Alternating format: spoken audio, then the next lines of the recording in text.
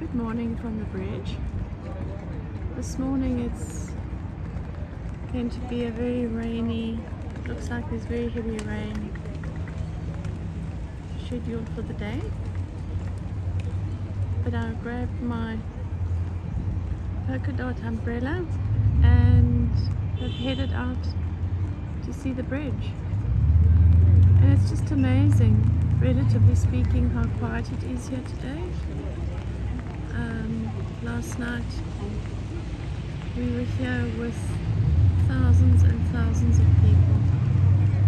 It was, you literally could not walk. It was just nose to tail people.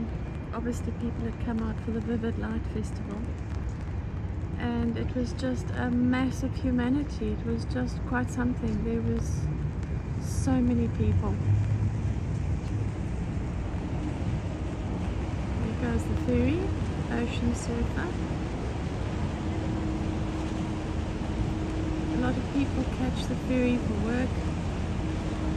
There's always men in suits with backpacks running to get the ferry.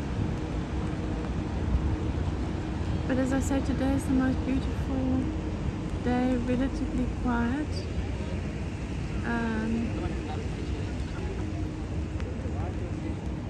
And just a different aspect of the bridge with the rain. There's another ferry. So the ferries are on time. And last night on our way down from the hotel, we walked down a little alleyway. I think it's called the Suez Canal. It's a very narrow little alleyway and it's all cobbled stone and very, very beautiful. And we walked through the alley and came out into a tiny courtyard on the way to the restaurant.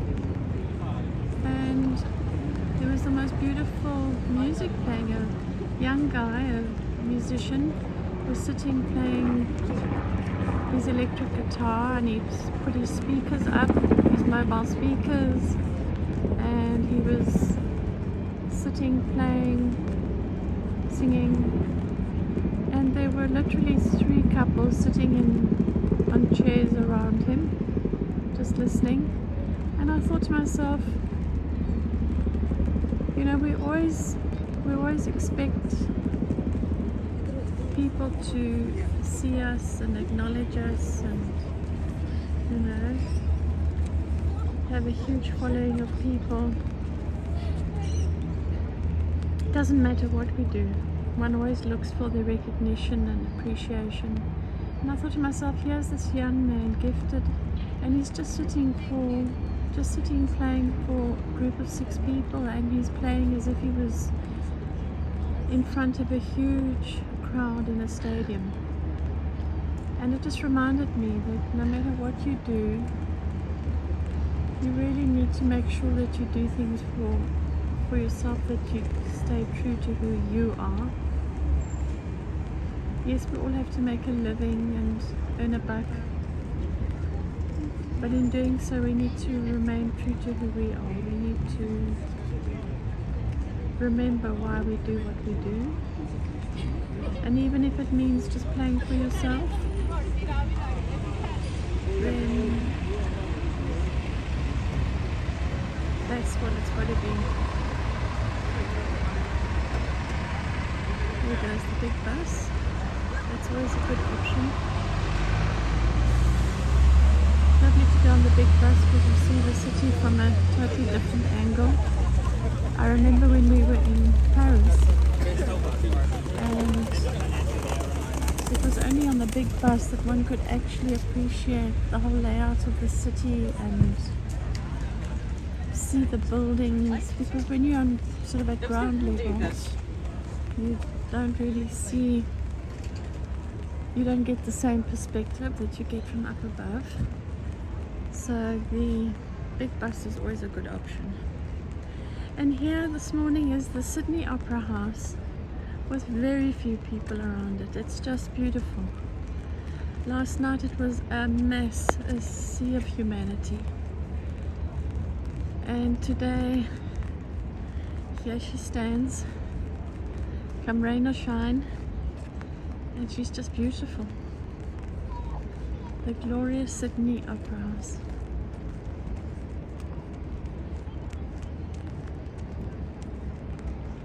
So I feel as though I have her all to myself this morning and share her with you.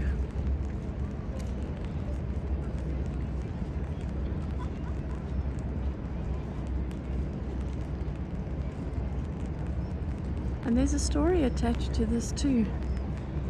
I don't know all the details, but I think the architect who designed it never actually saw it completed. There was some issue with regards to the actual completion of the design, and the architect would not agree to it, and as a result someone else took the project over, and he never actually saw the building completed, but he was true to himself, and that says a lot.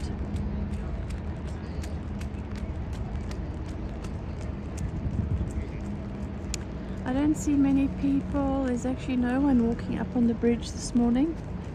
Maybe it's a safety hazard if it's raining, because normally there are people harnessed to the railings, but I don't think I see anyone walking up there. So it is probably dangerous, probably slippery. So probably no one up on the top of the bridge today. Good morning, seagulls. Oh, they're loving the water.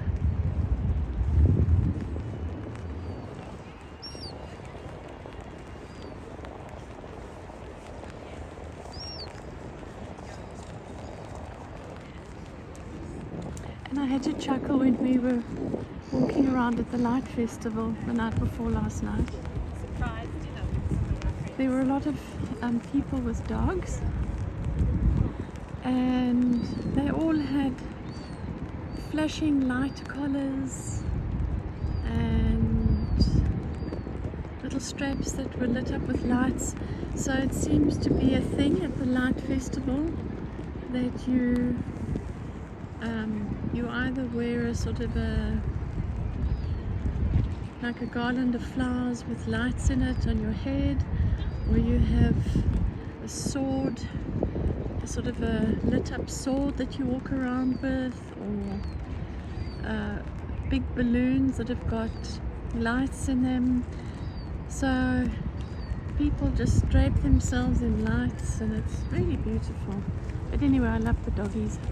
They all had their collars on with flashing lights, and there was a beautiful, I'm not quite sure what it was, it looked like a Pyrenean something or other with a lot of fluff, a white dog, and she had her flashing lights on, but because her fur was so long, the lights were hidden in her fur, so it looked like her fur was flashing.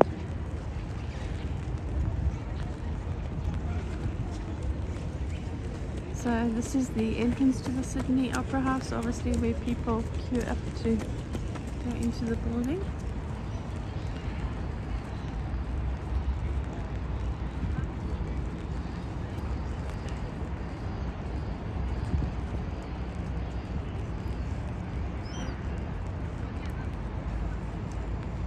So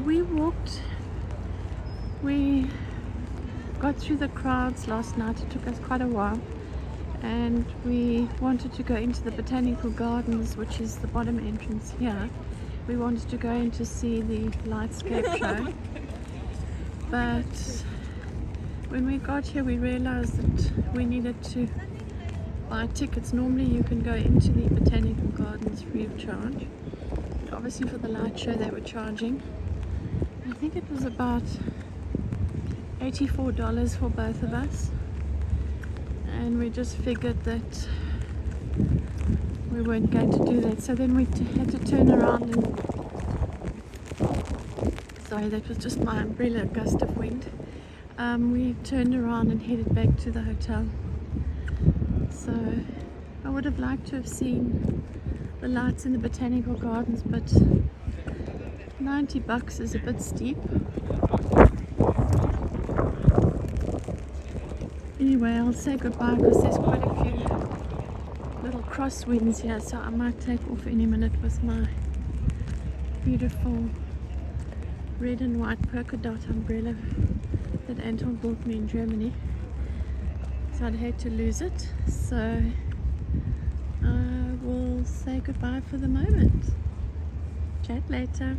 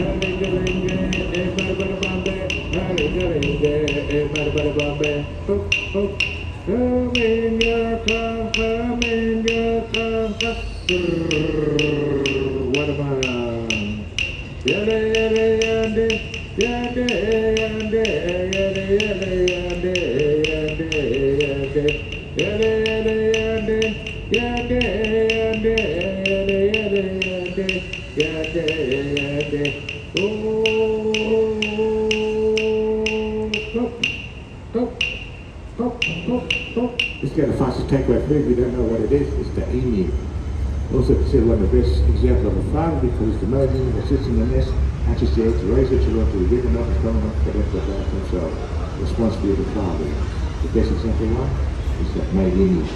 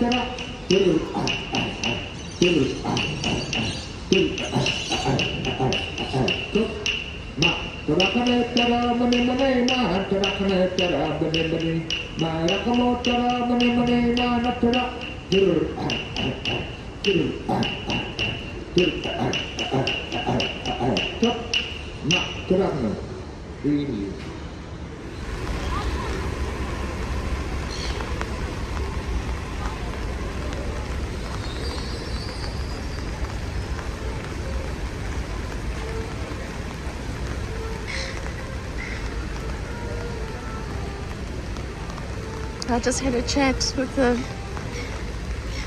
musician I was listening to. He said his name is Les, so I said to him, no, what's your real name? And he said to me, Eagle. And I asked him where he's from, and he said North Australia, Cape York, and he said it's very hot up there. That's why he's got some clothes on today. But what a lovely man. I asked him if he plays the didgeridoo, because that's just the most unbelievable sound, but he said he doesn't. But it was very special meeting him, and he had a friend there who offered to take a photo for us.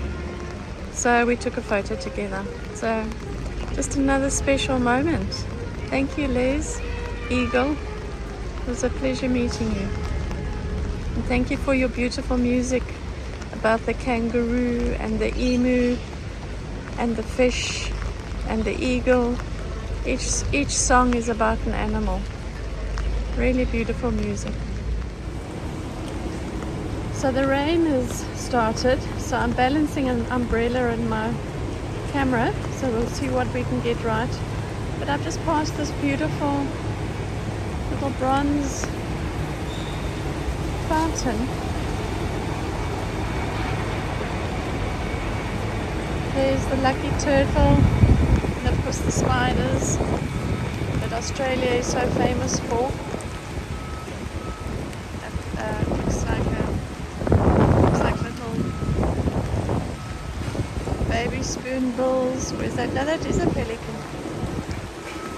And then over here, well, there we have the platypus. Famous platypus, dragonflies. And of course Mr. Snake, another famous inhabitant of Australia, frogs. And back to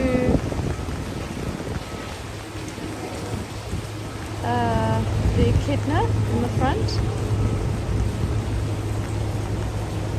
And then that looks like a iguana, a frilled lizard. And at the bottom, that looks like a cane toad. There's of course another snake.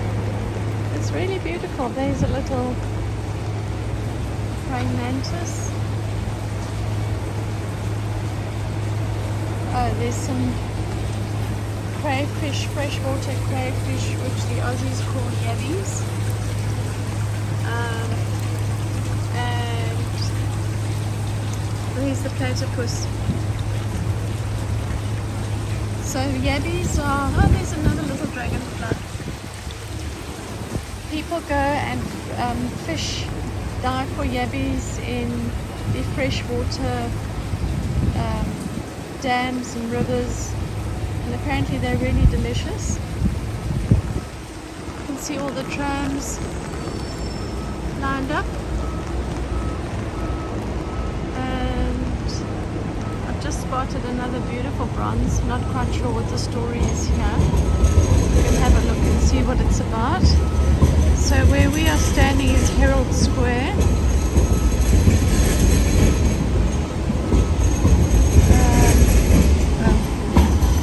There goes the tram.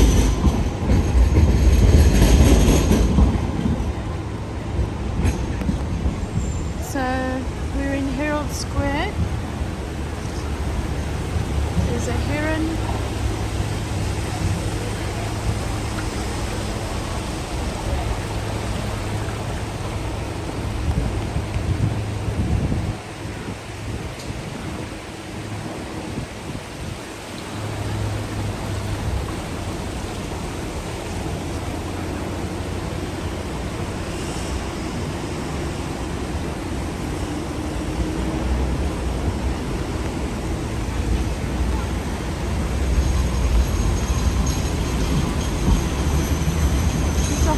Little beetles on the side of this. I'd love to know what the sculpture's all about. There's some crabs.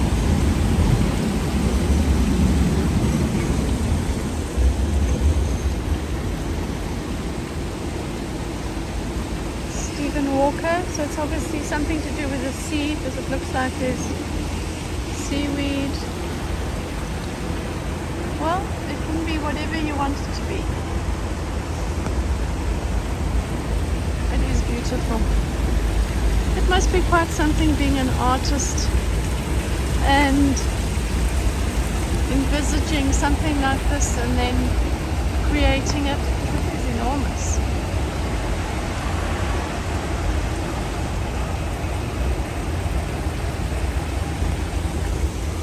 There's another little piece. Not sure what bird this is.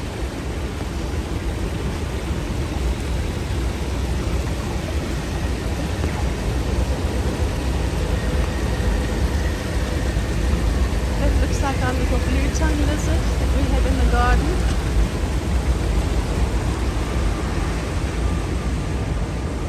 And the lucky turtle. Well, we've seen him this morning.